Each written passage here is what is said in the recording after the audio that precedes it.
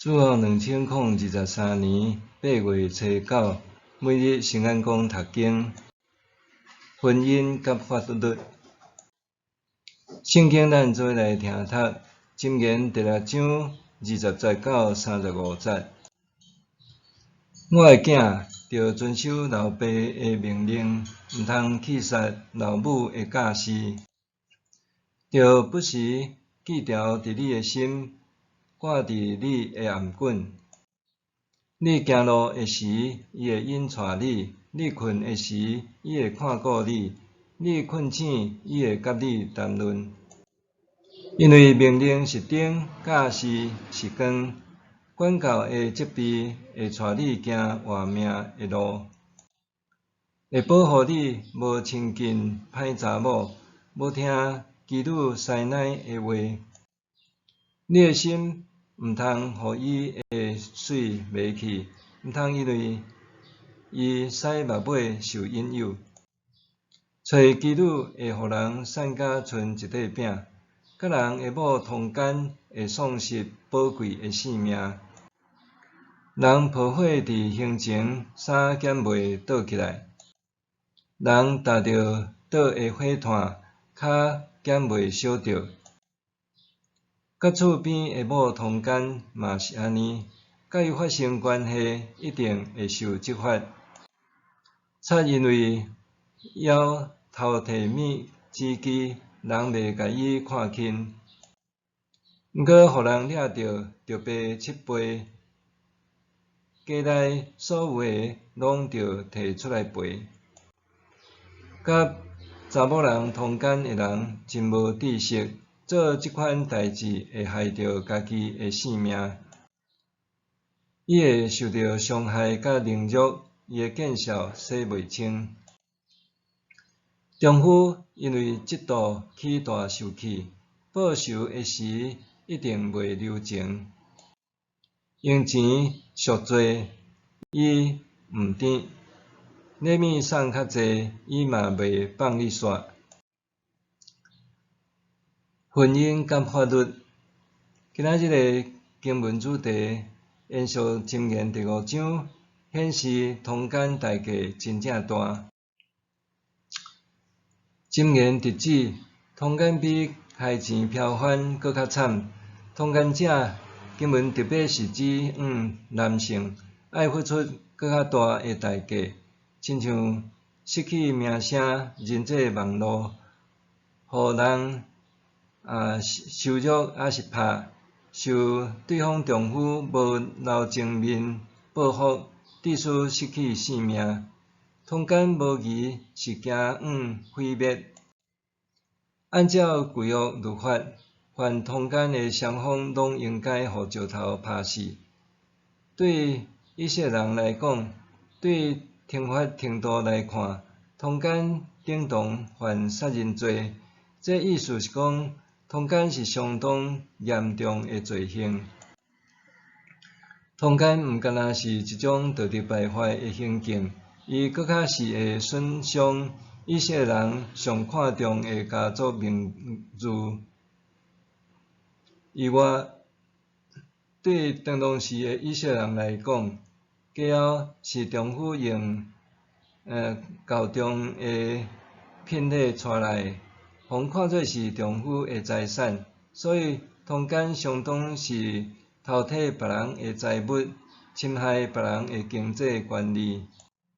对今仔日的角度来看，甲家后看做是丈夫的财产，有物化、矮化女性之嫌，总是旧约律法处置通奸的做法，要提醒咱，通奸所影响的绝对毋干若是两对牵手之间的感情关系，伊牵涉的层面甲影响力不小。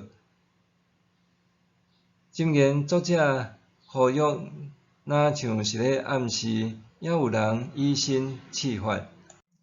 2020年，台湾大法官释宪宣告通奸罪违宪，引发舆论哗然。大法官的立场是，通奸罪限制宪法保障之性自主权有违比例原则。根据法律规定，通奸罪提告了后，通对牵手撤告，总是对伤奸者并无法度免除。过去常常发现，掌握权力的上位者甲女性下属发生婚外情，以通奸罪脅迫以不得成中。当受害的负责人发现到，通常因为经济因素也是子女利益的因素，就撤销对丈夫的提告。这因素致使受判处有罪的女性比男性搁较侪，显示男女待遇无平等。对这来看，通奸罪确实有值得商榷之处。所谓通奸罪违宪，并毋是指法律支持外遇，因为通奸罪废除了后，也有民法保障牵手权。牵手通基于民法另外一半，甲伤奸者来提告求偿。换一句话讲，外遇并无对通奸除罪化变合法。值得注意的是，2021年底，台北地方法院一位法官用通奸除罪化做理由，判决被出轨一方袂当基于牵手权，出轨方来请求赔偿。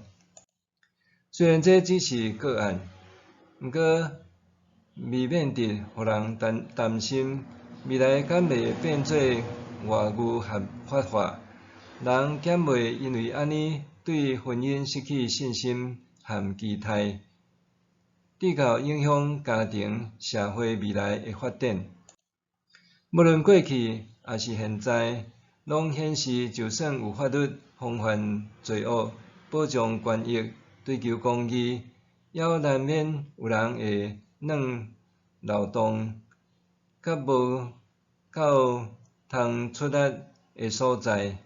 所以，教会除了关心人数增长以外，搁较需要帮助人重新对亲密婚姻关系的期望甲尊重，检测安尼通奸才会当真正消失。默想，伫婚姻中有倒一寡方法通帮助维系亲密关系？信仰扮演甚物款的角色？伫婚姻中有倒一寡方法通帮助维系亲密关系？信仰扮演甚物款的角色？咱来祈祷，主上帝，求你帮助我，免致受不当的感情诱惑，互我够经营甲牵手亲密的关系，进而维系一家人美好关系。奉主的名求，阿们。